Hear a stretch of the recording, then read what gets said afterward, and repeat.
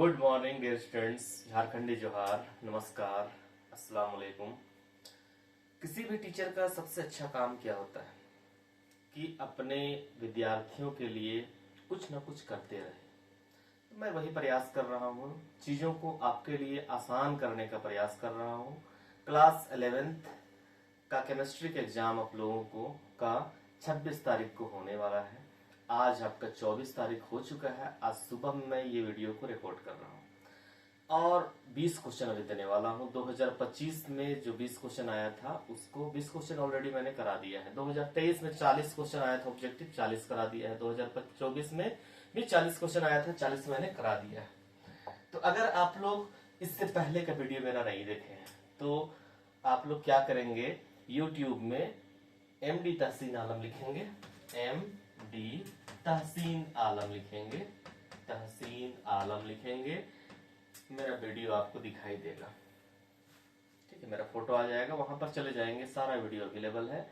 और अगर आप ये काम करते हैं तो सब्सक्राइब जरूर करेंगे। आप लोग सब्सक्राइब करेंगे तो इसके बाद का वीडियो आपके पास ऑटोमेटिक आ जाएगा नोटिफिकेशन। चलिए आज का क्वेश्चन हम लोग करते हैं 21 नंबर में आज का क्वेश्चन हमारे पास में है। देखिए, the enthalpy of combustion of methane, methane को जलाएंगे, CH4 को जलाएंगे तो ऑक्सीजन के प्रेजेंस में जलेगा तो देगा CO2 देगा और H2O देगा। ठीक है, यहाँ पर ऑक्सीजन 2 है, यहाँ 2 है, 3 है, तो यहाँ 2 से मल्टीप्लाई 4 हो गया, यहाँ 2 से मल्टीप्लाई। तो मीथेन को जलाना है, ग्रेफाइट को जलाना है, कार्बन को भी जलाते हैं ऑक्सीजन के प्रेजेंस में तो CO2 बनेगा। और आपका हाइड्रोजन को भी जलाना है, H2 को जलाएंगे तो आपका H2O बनेगा। अब यहाँ पर क्या बोलता है, एंथैल्पी दिया हुआ है, enthalpy of combustion methane, graphite and hydrogen का दिया हुआ है। मीथेन का -890, ठीक है, -890 दिया हुआ है, जिसको डेल्टा H1 बोल देते हैं। -890.3 दिया हुआ है। CO2 कार्बन का एंथैल्पी कितना दिया हुआ है, डेल्टा H2 दिया हुआ है -393.5 और H2 के लिए कितना दिया हुआ है, -285.5। ये जो क्वेश्चन आपके पास में है इसमें ही थोड़ा टाइम लगेगा, उसके बाद का क्वेश्चन में बहुत स्पीड में हो जाएगा। इसमें थोड़ा टाइम लग रहा है, इसलिए ज्यादा टेंशन नहीं लेना है आप लोगों को। इसमें टाइम थोड़ा सा देना है आप लोगों को, ज्यादा नहीं देना है। ये क्वेश्चन हम लोग के पास में आ गया। ठीक है, उसके बाद क्या क्वेश्चन बोलता है उसको देखिए। उसके बाद क्वेश्चन बोल रहा है हम लोगों को कि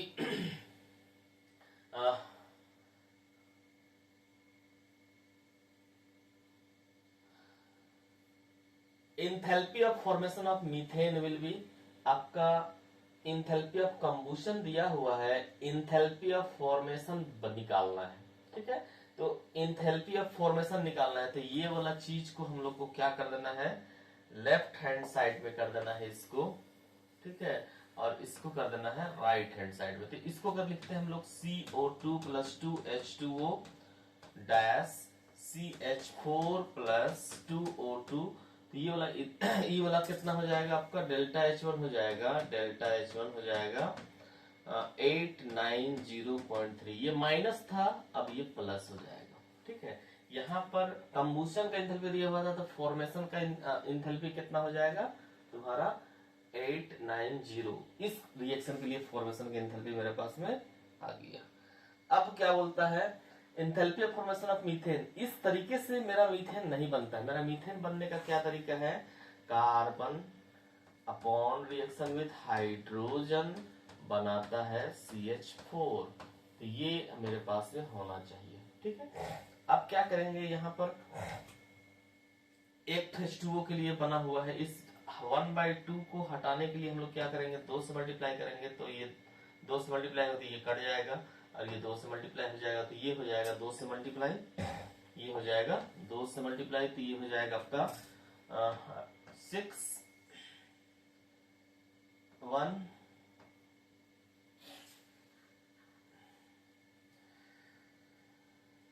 7 5, ये हो जाएगा आपका इतना हाइड्रोजन का कंबुशन का एंथैल्पी। अब आपको क्या करना है, फॉर्मेशन निकालना है मीथेन का। तो आपको इक्वेशन नंबर 1 को 2 को और 3 को जोड़ देना है। जोड़ दीजिए आप लोग इसको, जोड़ने से आपका ये इक्वेशन बनेगा। ठीक है, C plus H2 equal to CH2 बनेगा। बहुत सारा चीज कटेगा यहाँ पर, बहुत सारा चीज आपका कटने वाला है, बहुत सारा चीज कटेगा, बहुत सारा चीज आपका कटने वाला है यहाँ पर। देखिए CO2 है, CO2 है, कट गया। H2O है, 2H2O, 2H2O कट गया। अब मेरे पास में लेफ्ट हैंड साइड में कार्बन है। अच्छा, ये CO2 से नहीं कटेगा, ये सॉरी ये CO2 से कटेगा। ठीक है, अब मेरे पास में कार्बन ऑक्सीजन बचा हुआ है, हाइड्रोजन बचा हुआ है। कार्बन हाइड्रोजन का तो जरूरत है, ऑक्सीजन की जरूरत नहीं, तो ऑक्सीजन कटेगा। ऑक्सीजन एक, ऑक्सीजन एक, दो ऑक्सीजन कट गया। मेरे पास में लेफ्ट हैंड साइड में क्या बचा, देखिए तो इसमें कुछ नहीं बचा, इसमें कार्बन बचा, इसमें हाइड्रोजन बचा। ठीक है, इसमें CH4 बचा, इक्वेशन नंबर 2 में कुछ नहीं बचा, इक्वेशन नंबर 3 में भी कुछ नहीं बचा। तो ये हुआ। अब हम लोग अगर एंथैल्पी ऑफ फॉर्मेशन निकालना है डेल्टा HF, तो क्या करना है, तीनों वैल्यू को जोड़ देना है। 890, ठीक है, माइनस 393.5 माइनस 571.6 571.6। अब इन तीनों को कैलकुलेट करते हैं तो मेरा आंसर आ जाएगा -74.8 किलो जूल पर मोल। बस इसी क्वेश्चन में थोड़ा सा टाइम लगा है जी। ठीक है, enthalpy of formation of methane. और उम्मीद करते हैं जो हम बताए हैं तरीका, उस तरीका से आप लोग बना सकते हैं। इक्वेशन 3 लिखे थे, 1 2 3, इसको फिर हम लोग खत्म कर दिए, इसके लिए उल्टा कर दिए थे रिएक्शन। ठीक ना, इसके लिए ये इक्वेशन लिख दिए थे, 1 कर दिए, 2 कर दिए, 3 कर दिए। यहाँ पर 2H2 बनाए थे, एक H2 बना था, उसका एंथैल्पी दिया हुआ था, 2H2 करके 2 से मल्टीप्लाई कर दिए थे। क्यों? क्योंकि हमको काटना था पानी जो था, इस पानी से इस पानी को काटना था। तो लेफ्ट हैंड साइड में 2 पानी था, राइट हैंड साइड में 2 पानी से काटना था, इसलिए हम लोग ऐसा किए। सब कट के मेरे पास में लेफ्ट हैंड साइड में ये बचा, ये बचा। तो एंथैल्पी फॉर्मेशन ऑफ मीथेन हम निकाले इस फॉर्मूला से, तो ये निकल गया। तो ये एंथैल्पी का क्वेश्चन हर एक साल आता है, तो इसको थोड़ा देख लीजिएगा। सबसे लंबा ये वाला हुआ। अब स्पीड में हम लोग चलेंगे, ठीक ना।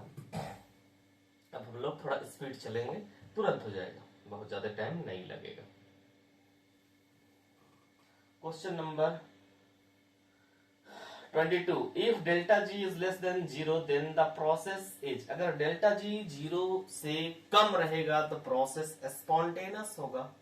0 से कम मतलब डेल्टा G नेगेटिव होगा, मतलब एनर्जी आपको रिलीज किया जा रहा है। ठीक है, तो रिएक्शन स्पॉन्टेनियस होगा।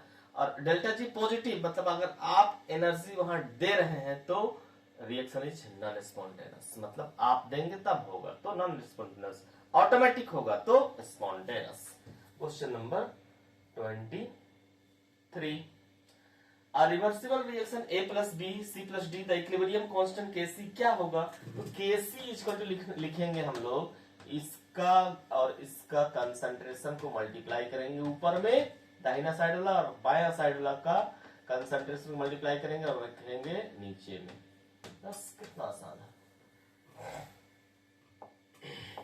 क्वेश्चन नंबर 24, अब आसानी से बनते चला जाएगा। The conjugate acid of ammonia is. Ammonia का कंजुगेट एसिड कौन है। तो अमोनिया मतलब NH3, इसका एसिड बनाना है तो H प्लस जोड़ना पड़ेगा। ठीक है, H प्लस जोड़ेंगे तो हो जाएगा NH4 प्लस। ये बेस अगर है तो इसका कंजुगेट एसिड हो जाएगा, कंजुगेट एसिड हो जाएगा NH4 प्लस। अगर मान लेते हैं NH3 को मान लिया जाए एसिड, तो इसका कंजुगेट बेस क्या होगा, इसका कंजुगेट बेस क्या होगा? तो इस केस में एक तो H प्लस हटाएंगे तो बनेगा NH2 माइनस। कंजुगेट बेस ये होगा। कंजुगेट एसिड पूछेगा NH4 प्लस, और कंजुगेट बेस पूछता तो NH2 माइनस। ठीक है, ये दोनों में से किसी भी एक हो सकता था। अभी ये आंसर मेरा है।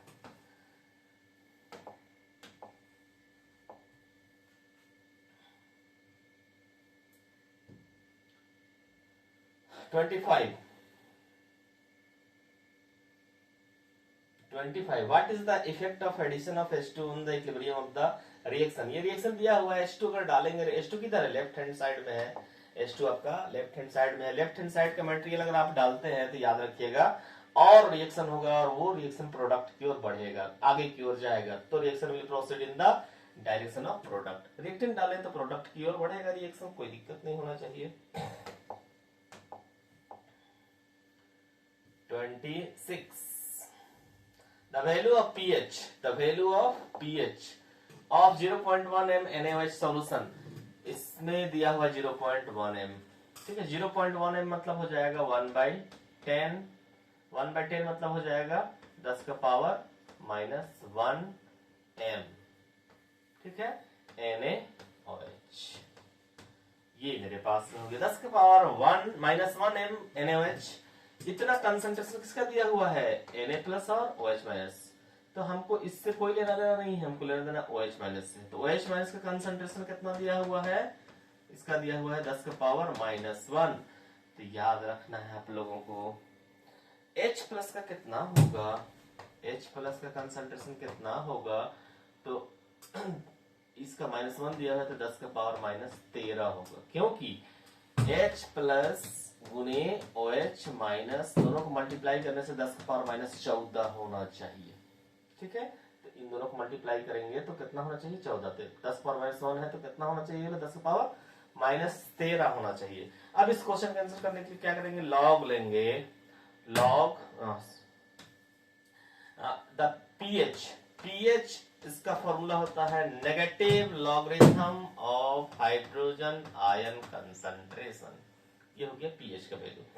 H का कंसंट्रेशन कितना ही दिया है? 10 का पावर -13 दिया हुआ है, तो माइनस लॉग 10 का पावर -13। ठीक ना। अब क्या करेंगे? इस 13 को इधर लेकर आएंगे तो प्लस हो जाएगा 13, और log 10 बचेगा। log 10 का वैल्यू कितना होता है? 1 होता है। तो आंसर कितना होगा? +13 होगा। यहाँ पर देखिए +13। ये एक तरीका होगी बनाने का, और भी तरीका से बनाया जा सकता है। सीधे OH का वैल्यू पुट कर सकते हैं, pH निकाले हम pOH भी निकाल सकते थे। तो ये तरीका होगी बनाने का। दूसरा POH इक्वल टू होता है negative logarithm of OH minus concentration जी। ठीक है, माइनस लॉग OH का वैल्यू OH माइनस कितना दिया हुआ है? 0.1। 0.1 मतलब 10 पावर -1। -1 इधर आएगा तो क्या होगा? +1, और log 10 का वैल्यू 1। तो आंसर कितना रहा है? +1। +1 किसका आंसर आया? POH का। एक फॉर्मूला होता है pH plus POH equal to 14। तो pH equal to 14 minus POH, तो 14 माइनस POH कितना है? 1 है। तो आंसर कितना आया? 13। pH का वैल्यू कितना आया? 13। ये तरीका से भी निकाल सकते हैं आप लोग। Question number 27 what is the oxidation state of sulphur in H2SO4? H2SO4 में सल्फर का ऑक्सीडेशन स्टेट क्या होगा? देखिए, जिसका निकालना है उसको ले लेंगे हम लोग, उसको ले लेंगे X। तो H का हम जानते हैं +1 होता है। कैट है H है 2 से मल्टीप्लाई। इसका निकालना है, इसका ले लिए X। O का कितना होता है? -2 कितना है? 4 से मल्टीप्लाई। टोटल का कितना होगा? 0। तो +2 + x -8 = 0। तो x -6 = 0। तो x +6। ये हो गया H2SO4 सल्फ्यूरिक एसिड में सल्फर का ऑक्सीडेशन स्टेट +6 होता है। 28 in the reaction copper oxide H2 dash copper plus H2 oxidising agent कौन है? तो यहाँ पर बड़ा आसान क्वेश्चन है जी। कॉपर ऑक्साइड में कॉपर का ऑक्सीडेशन नंबर 2 और ऑक्सीजन का 0, और यहाँ पर कॉपर का 0। तो यहाँ देखिए +2 से 0 हुआ है, +2 से क्या हुआ है, 0 हुआ है। क्या हुआ है, कॉपर का रिडक्शन। जिसका रिडक्शन होता है वही कहलाता है ऑक्सीडाइजिंग एजेंट। तो जिसका रिडक्शन हुआ है वही है ऑक्सीडाइजिंग एजेंट। किसका रिडक्शन हुआ है, कॉपर ऑक्साइड का। तो इनसे आंसर क्या होगा, कॉपर ऑक्साइड। अब देखिए हाइड्रोजन का कितना है, 0। यहाँ पर कितना आ गया, +2। इसका क्या हुआ है जी, इसका हुआ है 0 से +2 ऑक्सीडक्शन हुआ है। ऑक्सीडेशन जिसका होगा ये कहलाएगा रिड्यूसिंग एजेंट। तो H2 क्या है, रिड्यूसिंग एजेंट। H2 क्या है, रिड्यूसिंग एजेंट है। CuO क्या है, ऑक्सीडाइजिंग एजेंट। उम्मीद करता हूं समझ में आया होगा।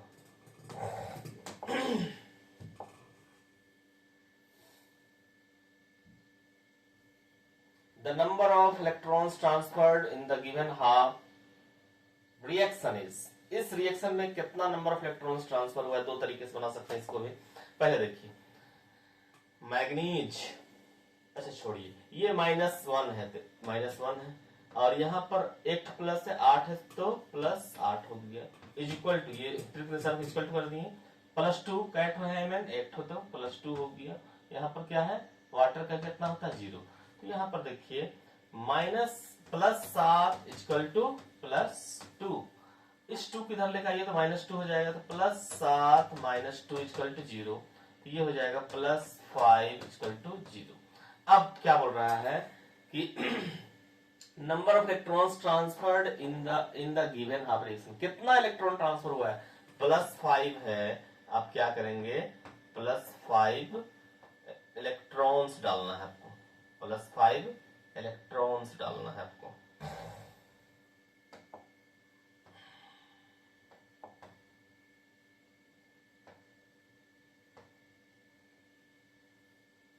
+5 आपको इलेक्ट्रॉन डालना है, ठीक है। +5 है, -5 इलेक्ट्रॉन डाल देंगे तब जाके 0 इक्वल टू 0 हो रहा है। मतलब 5 इलेक्ट्रॉन का लॉस करवाना पड़ेगा, 5 इलेक्ट्रॉन लेफ्ट हैंड साइड में डालना पड़ेगा। तो यहाँ पर क्या बोल रहा है, number of electron transfer in the given half reaction 5 electron. Answer कितना हो जाएगा, 5 इलेक्ट्रॉन। ये पहला मेथड होगी बनाने का, आसान है, कोई दिक्कत नहीं। जोड़ देना है दोनों साइड के इलेक्ट्रॉन, दोनों साइड पॉजिटिव नेगेटिव को जोड़ देना है। ये पहला मेथड से हम बना सकते हैं। दूसरा मेथड देखिए, Mn का ऑक्सीडेशन नंबर निकालिए, +7 निकलेगा। Mn का कितना होता है, +2 होता है। कितना इलेक्ट्रॉन का ट्रांसफर हो रहा है, लॉस हो रहा है आपका -5 इलेक्ट्रॉन का, तब ना यहाँ से यहाँ जाएगा, +7 से +2 -5 इलेक्ट्रॉन। ये भी तरीका हो सकता है।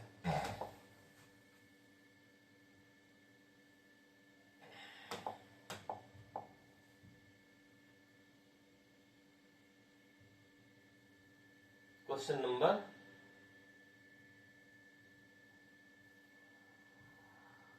30 नंबर का क्वेश्चन देखिए, 30 नंबर का question.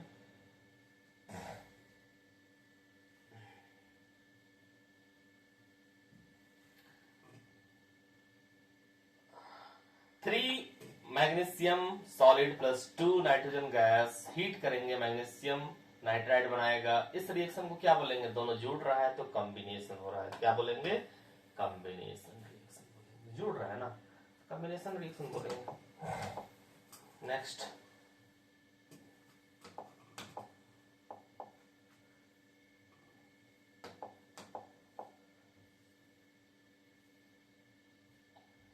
#31 the UPSC name of CH3 CH2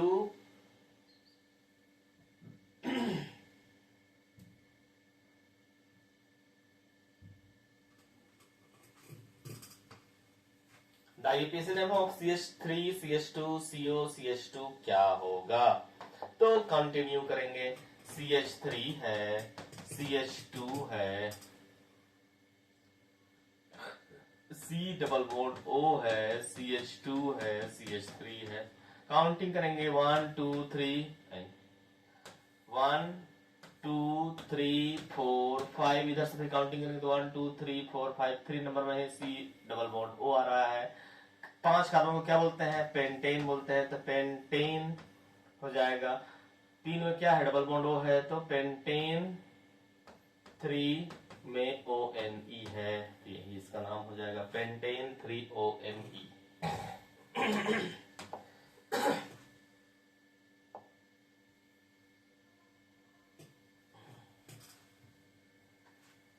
32 which of the following is an electrophile. Electrophile का मतलब होता है पॉजिटिव चार्ज, और न्यूक्लियोफाइल्स का मतलब होता है, न्यूक्लियोफाइल्स का मतलब होता है आपका नेगेटिव और इलेक्ट्रॉन्स, ये होता है न्यूक्लियोफाइल्स का मतलब। यहाँ पॉजिटिव चार्ज कौन है, ये कहीं ना होगी इलेक्ट्रोफाइल्स। ये वाला क्या है, न्यूक्लियोफाइल्स। ये वाला क्या है, न्यूक्लियोफाइल्स। ये वाला क्या है, न्यूक्लियोफाइल्स। तो आराम से बनेगा आपका।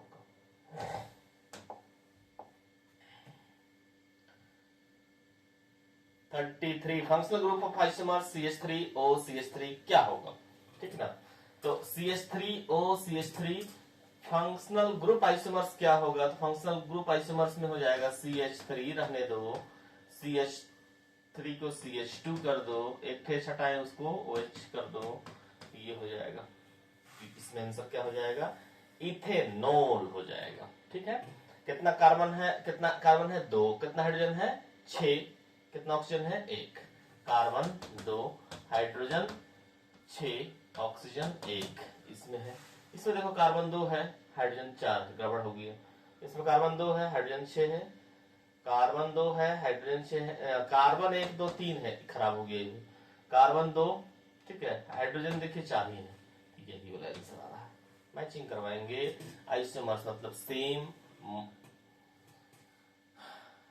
molecular formula but different structural formula is known as isomers। functional group isomers मतलब functional group अलग होगा, यहाँ अलग है, वहाँ अलग है।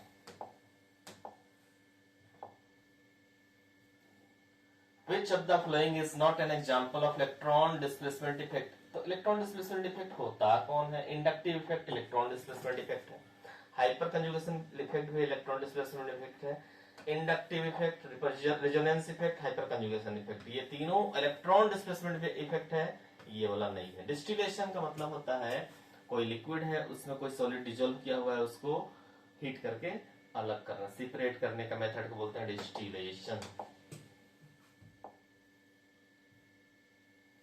35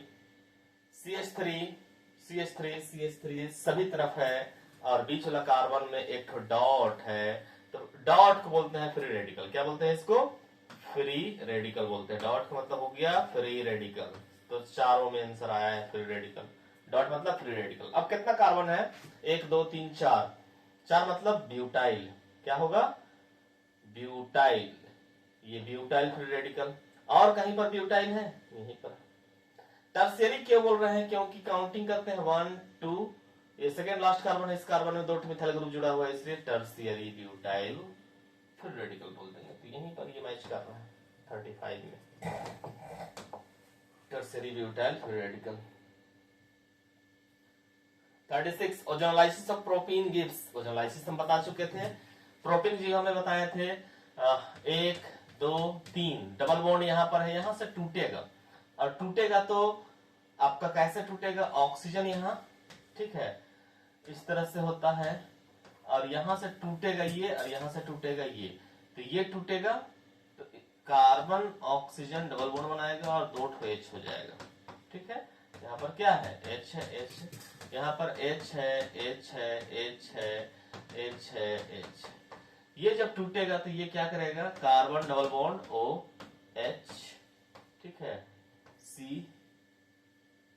H H बना देगा, ये भी एल्डिहाइड बना और ये भी एल्डिहाइड बना, दोनों का दोनों एल्डिहाइड बन रहा है मेरे पास में, दोनों का दोनों एल्डिहाइड बन रहा है मेरे पास में, यहाँ पर एक ही H, ठीक है, दोनों का दोनों एल्डिहाइड बन रहा है। एक कार्बन और 2 कार्बन, एक कार्बन ला को बोलते हैं इथेनॉल फॉर्मल्डिहाइड, और 2 कार्बन, एक कार्बन ला को बोलते हैं मिथेनॉल्डिहाइड, 2 कार्बन ला को बोलते हैं इथेनॉल्डिहाइड।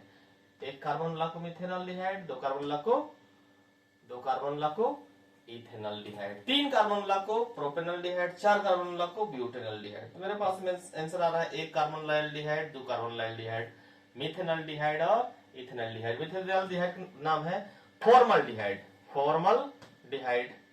डिहाइड, और इथेनॉल्डिहाइड का नाम है एसीटल्डिहाइड, एसीटल्डिहाइड भी बोल सकते हैं।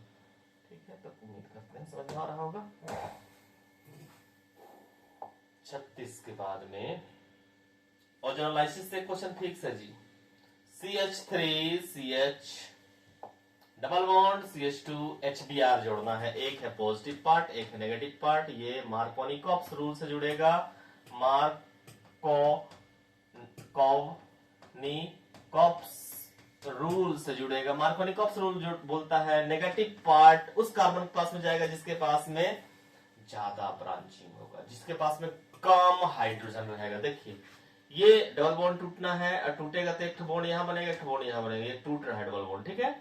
अब नेगेटिव पार्ट इसके पास जाएगा, किसके पास? तो जिसके पास कम हाइड्रोजन है। इसके पास कम हाइड्रोजन है तो ब्रोमीन यहाँ आएगा और H यहाँ जाएगा। जहां ज्यादा हाइड्रोजन है वहीं हाइड्रोजन जाएगा, जहां कम हाइड्रोजन है वहां पर ब्रोमीन जाएगा। तो देखिए तो इसमें से कौन है?